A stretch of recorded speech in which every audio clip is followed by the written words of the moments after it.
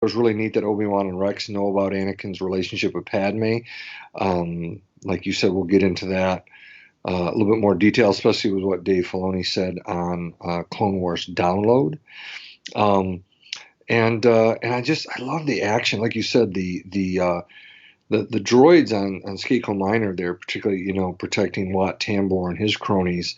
Those are really cool, and it was fun to just see the clones just the Bad Batch just mow through them, and Anakin, of course, too. That was really neat. Love the animation.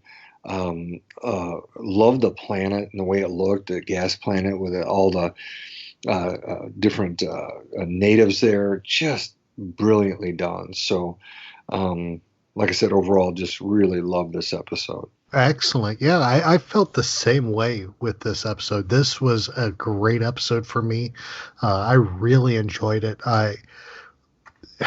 Everything. Like I said, I remember these episodes from the story reel, and they're holding true for the most part for when it comes to the storyline, and I like that. I like seeing how the story progressed from the story reels we got a couple years ago.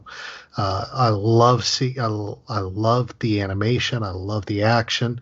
I like the fact that they went in and included this scene with Anakin and Padme, and I want to talk about that scene here in a little bit. So I won't jump into it a lot right now.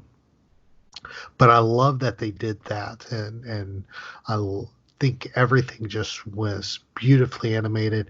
It was very moving with when they finally find Echo, and how you could see the emotion in Rex's face as he's holding Echo, and it's a very very strong episode. I really like it.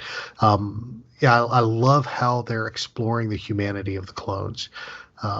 These aren't just carbon copies. These are people, and I love how they're doing that. So those are just my opening thoughts.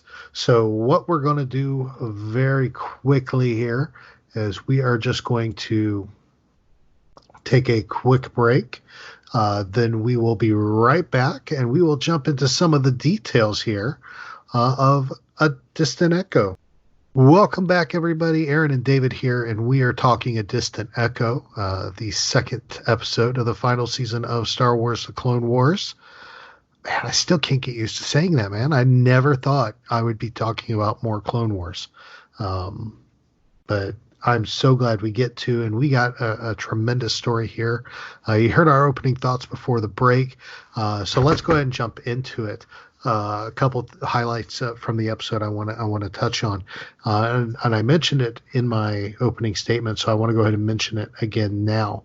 Is the scene with Padme? If you've watched the behind the scenes videos that they put on YouTube, which they have two. They have Clone Wars bucket list, which gives you all the Easter eggs. Then they have Clone Wars download, which gives you the in-depth behind the scenes look at the episode and what went into making the episode. And when I first watched this episode and I saw the Padme scene, I was telling myself, I don't remember that from the story reel. I really don't. And come to find out, I was right, because it wasn't in the story reel. I went back, watched it. It wasn't there. And then Dave in the Clone Wars download even said, looking at these final 12 episodes of Clone Wars, there was no Padme. Can you imagine having Clone Wars episodes without Padme? I mean, I can't, but we were going to have no episodes with Padme. So he specifically wrote in this scene to add it to the episode to give Padme and Cat Tabor a chance to join the final season. How do you? To me, that was amazing. How'd you feel about that scene, David? Oh, it was brilliant, and the humor too. You know, you see D. Bradley Baker talk about it and how much he enjoyed doing that. And he said, Rex has never really been in a scene like that, but just the way they animated him holding his arm, and then seeing Obi-Wan coming, and he's like, "Oh, great!" And just the way D. Bradley Baker said that, I was just cracking up. And so the humor involved, but then you cut to inside the barracks, and they're talking to each other, and I just thought it was so great that it was a conversation between those two related to attachments. And here's Anakin concerned about Rex having an attachment to Echo, and of course he's already married to Padme.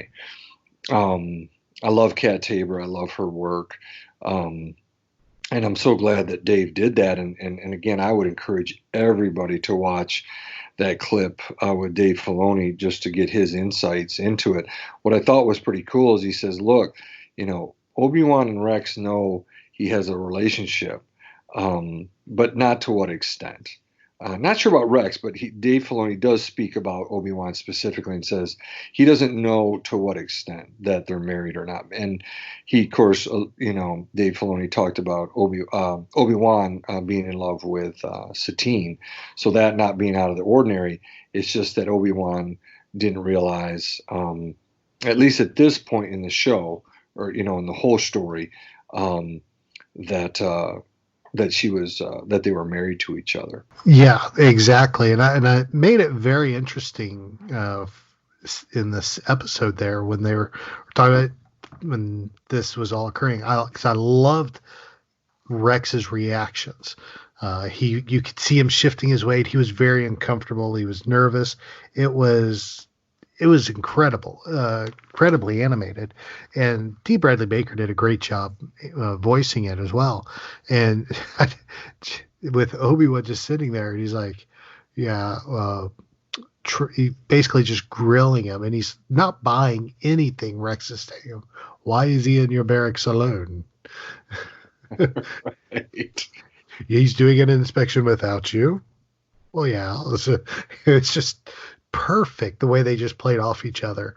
And then Anakin comes out and they go to walk away, and I love how Obi-Wan just, of course, is frustrated at this point, and he's like, and he just shouts out that one line that everybody freaked out about when they watched it, which I know, and I say everybody because I know I did, and I know a lot of people did, when Obi-Wan shouts out, "I hope you at least told Padme I said hello."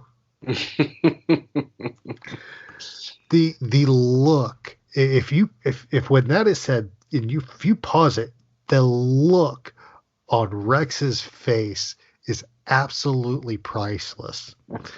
He's like a kid that got caught with his hand in the cookie jar. Wow. He's like busted.